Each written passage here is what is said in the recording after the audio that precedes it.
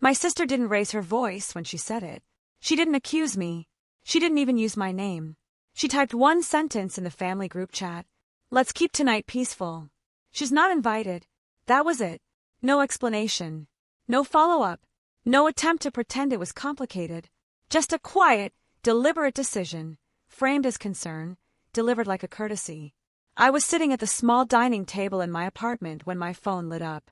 Laptop still open. A half-finished to-do list blinking on the screen. I'd been working late because that's what I always did.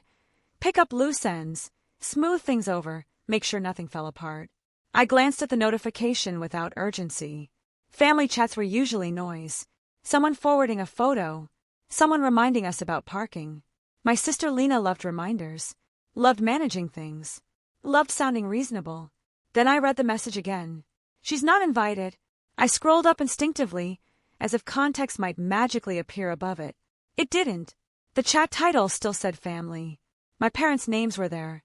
My aunt, my cousin, and me, included just long enough to be excluded.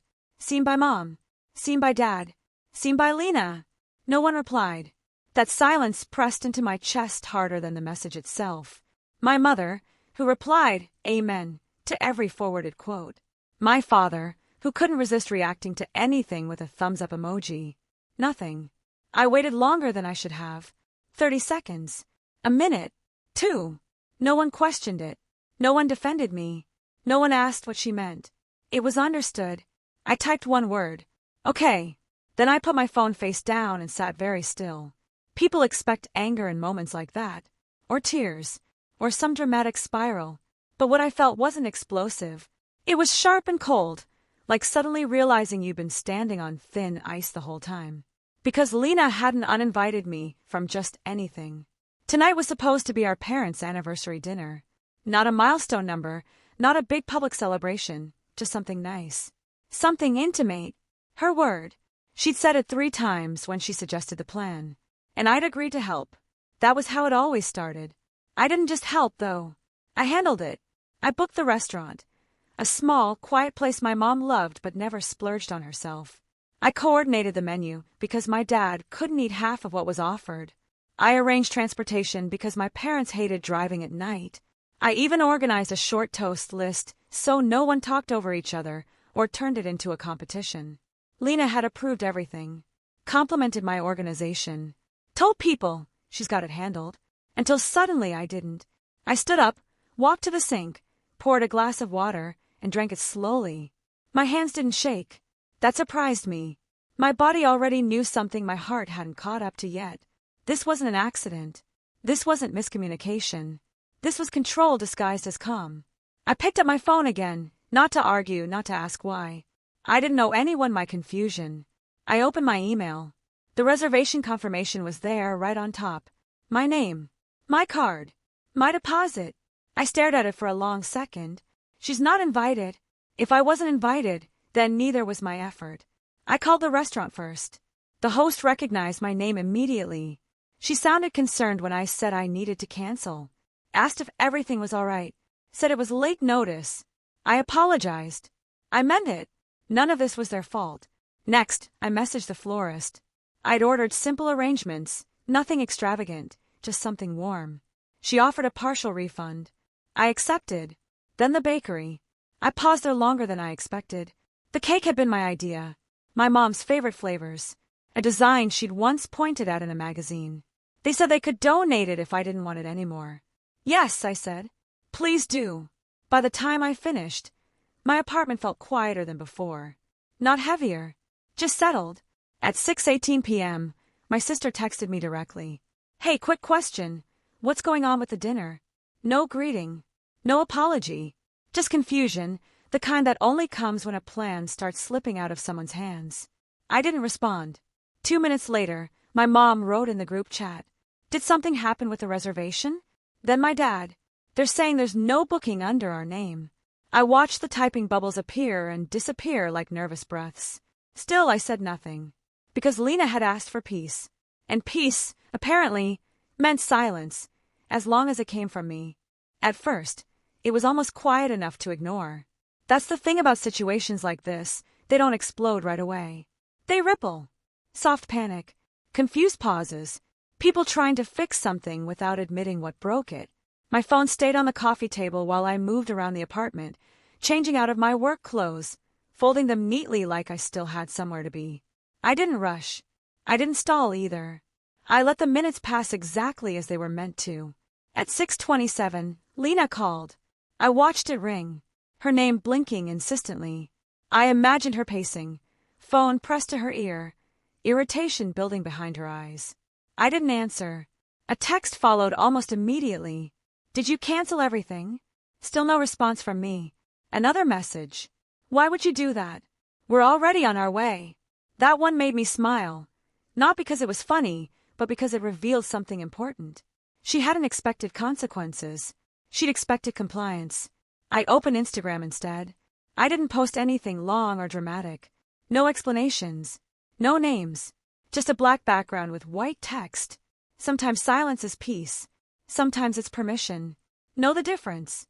I closed the app before I could see who viewed it. The calls started coming in waves after that. My mom. My dad.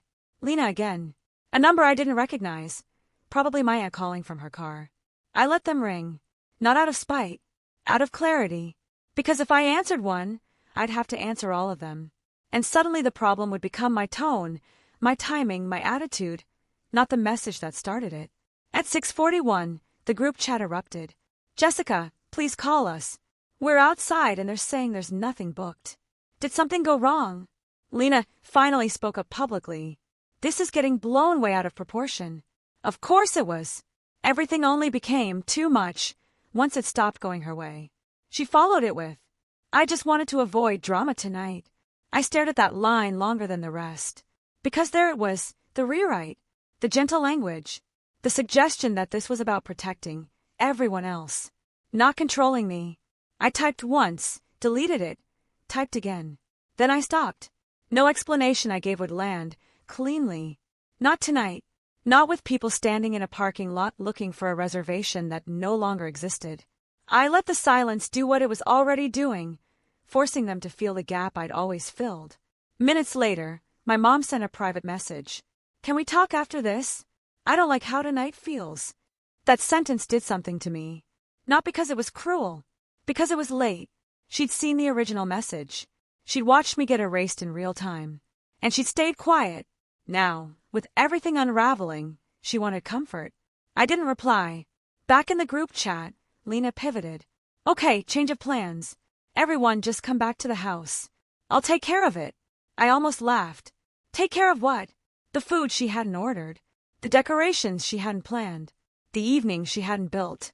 Still, people responded. On our way. Sounds good. See you soon.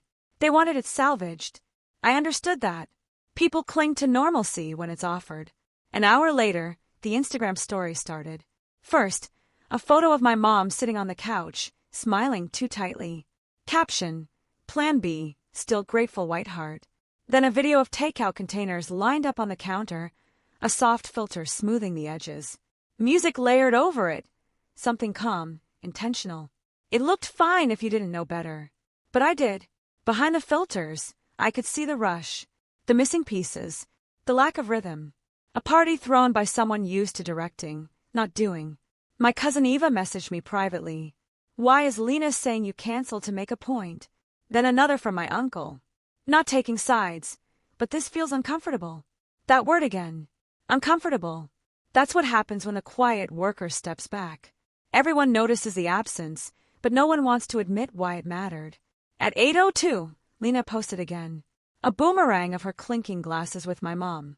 Caption, at least we're together. That's what matters. Comments turned off. I could practically hear the teeth grinding behind that smile. My phone buzzed with a direct message from my dad. Can you please come? This isn't what anyone wanted. I stared at it. He was right about one thing.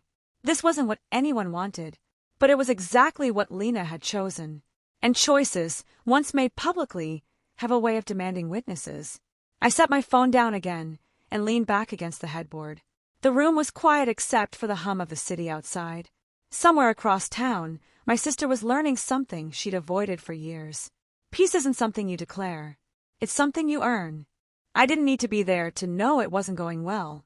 The updates came in fragments, the kind people send when they don't want to be involved but can't ignore what they're witnessing. First from Eva. This is awkward. Eva never dramatized. If she said something was awkward, it meant people were standing around pretending to scroll on their phones, cups half full, conversations dying mid-sentence. Then another message. Lena keeps disappearing into the kitchen and coming back like everything's fine. That told me more than she realized. Lena hated being seen struggling. She could manage perception, not pressure. As long as things looked controlled, she was comfortable. But the moment something required actual coordination, timing, sequencing, problem-solving, the cracks showed. Back in the group chat, her messages came faster now. Has anyone seen the candles? Why is the food taking so long? Who ordered this? This isn't what I asked for. Each one sharper than the last. Control slipping sounds like impatience. Authority collapsing sounds like blame. Someone suggested ordering dessert. Someone else asked about music. A third asked if they should help set up. Lena replied to none of it. Instead, she posted another story. Dim lighting. People cropped carefully out of frame. Caption. Still making memories. The comment stayed off. My mom called again. This time I answered. She didn't say hello. People are asking why you're not here, she said quietly. I leaned back against the counter and looked at my reflection in the dark window. I looked calm. That surprised me. What are you telling them? I asked. A pause. That you had other plans. That was it. Not that I'd been uninvited. Not that Lena had excluded me publicly. Just a soft lie to keep things moving. I nodded even though she couldn't see me. If Lena has everything handled, I said evenly, then she can explain it. She didn't respond. I hung up before either of us could say more. A few minutes later, Eva messaged again. She's snapping at everyone now. Then, she just said you did this on purpose. I felt that one settle heavier. It's one thing to be blamed quietly. It's another to be turned into the villain out loud. Then came the message that stopped me cold. She said you've always been jealous. There it was. The oldest story. The easiest one to tell. Jealousy explains everything without requiring evidence. It paints ambition as bitterness, competence as competition. I stared at my phone for a long moment. Then I stood up. I didn't rush. I didn't slam drawers or grab my keys dramatically. I put on my jacket, checked my reflection once more and walked out. The house was loud when I arrived. Not lively, just noisy. Overlapping conversations. Forced laughter. The clatter of plates no one wanted to wash. When I stepped inside, the room shifted. Not silence, awareness. People stopped mid-sentence. Someone moved their bag out of the way too quickly. A few avoided eye contact altogether. Lena stood near the center of it all, holding a drink she hadn't touched. She laughed when she saw me. It was sharp and brittle. So, she said, you finally decided to show up. I didn't look at her. I looked at my mother. She looked smaller than I remembered. Tired. Like the weight of the evening had finally reached her. I came, I said calmly, because my name keeps coming up. Lena scoffed. You're unbelievable. You always do this. I turned to her then. Do what? I asked.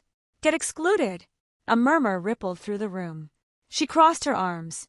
You canceled everything. That was petty. I canceled what I paid for, I said. After you said I wasn't invited. Her voice rose. That message wasn't that serious. I just didn't want another fight. No apology. No accountability. Just the familiar rewrite. You don't get to decide that, I said. Not after making it public. She rolled her eyes. You're just mad because I'm the one handling things now. That's when I saw it, the insecurity beneath the performance. Handling things. I glanced around. The half-eaten food. The untouched drinks. The tension hanging like static in the air. If you were handling things, I said evenly, this wouldn't feel like damage control. She stepped closer. You can't stand that people listen to me now. Something in my chest went quiet. People listen to plans, I said. Not power plays. Her hand hit my shoulder. Not hard. Not accidental.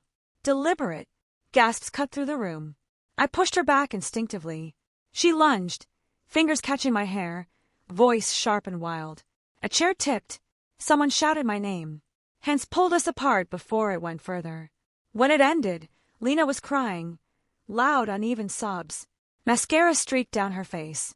She looked shocked, like she couldn't believe the scene had escaped her control. I stood there breathing hard, heart pounding, but clear. My father shouted for everyone to stop. Someone said this had gone too far. Jackets were grabbed. Goodbyes rushed. The party dissolved the way it had formed, without structure. As I reached for the door, I turned back once. You wanted to show everyone you could keep things peaceful, I said. Now they know what that really meant. I didn't wait for an answer. The night didn't end when I left. It just stopped pretending. By the time I got home, my phone was already lighting up again. Not with accusations this time, but with updates. The kind people send when they don't want to be involved but also don't want to be silent witnesses. Eva texted first. People are leaving. Then, a minute later, Dad's trying to calm Lena down. It's not working. I sat on the edge of my bed, jacket still on, shoes kicked off without care. The adrenaline was wearing off, replaced by that hollow ache that comes after holding yourself together too long. Another message came in, this time from my cousin Erin.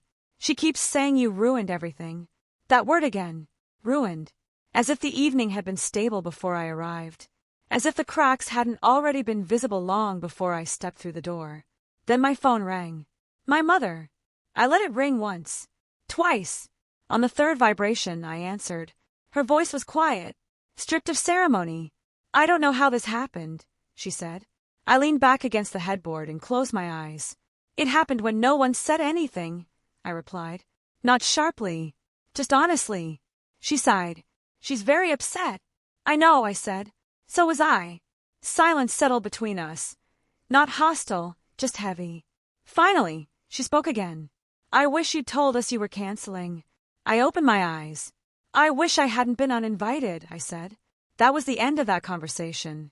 She didn't argue. She didn't defend Lena. She didn't apologize either. We hung up with nothing resolved. The group chat went quiet for a while after that. No updates. No explanations. Just the digital equivalent of everyone sitting in their own corners, replaying what they'd seen. Around 10:30, messages started coming in again, privately this time. From people who hadn't wanted to choose sides earlier. I didn't know she said that about you. That message was harsh. She shouldn't have done it in the group chat. Not declarations of loyalty, but acknowledgments. Sometimes that's all truth needs, recognition. Then Eva sent something that made me pause. She's telling people you pushed her first. I stared at the screen. Of course she was. That was Lena's last move when control slipped, adjust the story. If she couldn't manage events, she'd manage memory. I didn't respond. I didn't correct anyone. I didn't defend myself, because the people who were there had seen it, and the ones who hadn't weren't the ones who mattered. The next morning, I woke up to a house that felt unnaturally quiet. No group chat notifications. No missed calls. Just one text from my dad. We need to talk. As a family. I set the phone down without replying. I'd heard that phrase my entire life. It usually meant smoothing something over. Asking the wrong person to be flexible. Choosing comfort over truth. Later that afternoon, Eva called. She hasn't left her room, she said without preamble. She deleted all her stories. I pictured it instantly.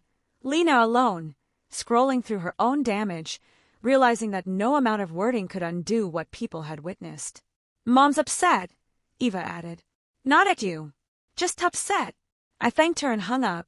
I spent the rest of the day doing small, ordinary things. Laundry, dishes, a walk around the block. Not because I was fine, but because grounding yourself in routine is sometimes the only way to keep perspective. That evening, a message appeared in the group chat. From my end, I think we should all take a pause and reflect on last night. No one replied. The silence felt different this time. It wasn't punishment. It was processing. 2 days passed before my mother reached out again. A voicemail this time. I don't know how we got here, she said, voice tired. I just don't want us to stay here. She didn't ask me to fix it. That mattered. Lena didn't contact me at all. No apology. No explanation. No attempt to justify herself. Just absence. And in that absence, something shifted. People stopped asking me to smooth things over. Stopped assuming I'd show up to fix what hadn't been handled. When plans came up, they went to Lena and stalled there. Control, without competence, doesn't age well. A week later, Eva sent one last message. People see it now. I knew what she meant. Not the fight. Not the drama. The pattern. For years, peace had meant I stayed quiet. I adjusted. I absorbed discomfort, so others wouldn't have to feel it. That night broke that illusion. Not because I yelled. Not because I retaliated. But because I stepped back and let everyone see what happened without me. Distance doesn't always arrive with slammed doors or blocked numbers. Sometimes it shows up quietly in who stops calling, who stops asking, who stops assuming you'll be there to catch what they drop. The week after the dinner felt strangely light. Not happy, not relieved, just lighter. No one messaged me to help plan something real quick. No one forwarded last-minute details expecting me to organize them. No one asked me to smooth over an awkward comment or translate Lena's tone into something softer. The family group chat stayed dormant. When it finally came back to life, it was for something small. My aunt asking about a recipe. My dad sharing a photo of the dog. Normal things, stripped of urgency. Lena still said nothing. My parents invited me over the following Sunday. No agenda mentioned. No, we need to talk. Just dinner. I hesitated before saying yes. When I arrived, the house felt different. Not tense, cautious. Like everyone was aware that something fragile had cracked, and no one wanted to step on the pieces. My mom hugged me a little longer than usual. My dad asked about work, really asked, instead of nodding through the answer. Lena wasn't there. She's out with friends, my mom said quickly, like she was filling a gap before it got noticed. I nodded and let it go. Halfway through dinner, my dad cleared his throat. We didn't handle that well, he said. It wasn't an apology, but it was close. I should have said something when that message was sent, my mom added. Her eyes stayed on her plate. I didn't rush to comfort them. I didn't say it was okay. I needed you to, I said simply. They both nodded. That was it. No grand resolution. No emotional speeches. Just acknowledgement, late, imperfect, but real. Lena stayed distant after that. She stopped posting family things online. Stopped positioning herself as the center. When she did show up to gatherings, she was quieter. Watchful. People treated her differently now. Not cruelly. Just carefully. The illusion had cracked, and once that happens, it never fully seals again. I noticed something else too. When plans were made, they were simpler. Smaller. Less performative. No one volunteered to handle everything. Responsibilities were divided, not delegated. And when something went wrong, it stayed wrong. No one rushed to fix it for appearances. I didn't step in. Not because I couldn't, but because I wasn't asked. That was new. One afternoon, Eva said something that stayed with me. You know, she said, stirring her coffee. Things feel more honest now. Less staged. I smiled at that. Honesty often looks like discomfort at first. A month later, my dad texted me separately. Your mom's birthday is coming up. Low-key this year. Would you like to come? Not help plan. Not coordinate. Just come. Yes, I replied. That night, I showed up with a small gift and nothing else. No lists. No schedules. No expectations. The dinner was fine. Not perfect. Not polished. But real. Lena arrived late, stayed briefly, and left early. She didn't look at me much. When she did, there was something unreadable in her expression. Not anger, not remorse. Recognition. She knew things had changed. I didn't feel victorious. I didn't feel defeated either. I felt finished. Finished carrying the weight of peace. Finished translating myself into something smaller so others could stay comfortable. Finished believing silence was the same as harmony. Peace, I learned, isn't the absence of conflict. It's the presence of respect. And once you stop accepting less than that, the people around you have to adjust or step back. Some do both. I don't talk to Lena anymore. Not because we fought. Not because of that night. But because something fundamental changed after it. And neither of us pretended otherwise. There was no official break. No announcement. We just stopped reaching. When birthdays passed, we sent polite messages. When holidays came, we showed up at different times. The distance settled naturally, like a boundary no one had to draw out loud. And for the first time, I didn't try to close it. People asked, of course. Not directly. Never directly. They'd say things like, families go through phases, or I'm sure she didn't mean it that way, or at least she was trying to keep the peace. That phrase followed me longer than anything else. Keep the peace. I used to believe that meant patience. Grace. Being the bigger person. Now I know better. Peace isn't something you enforce by excluding one person and calling it kindness. It isn't silence demanded from the same voice over and over again. It isn't control wrapped in gentle language. The night Lena sent that message, everyone knew exactly who she meant. And that's what made it unforgivable. Not the exclusion, but the comfort with which it was done. The assumption that I would absorb it quietly, like I always had. I didn't. I stepped back. And when I did, the structure collapsed on its own. I didn't expose her. I didn't argue. I didn't even explain myself more than necessary. I just stopped holding things together. That was enough. My parents learned something too.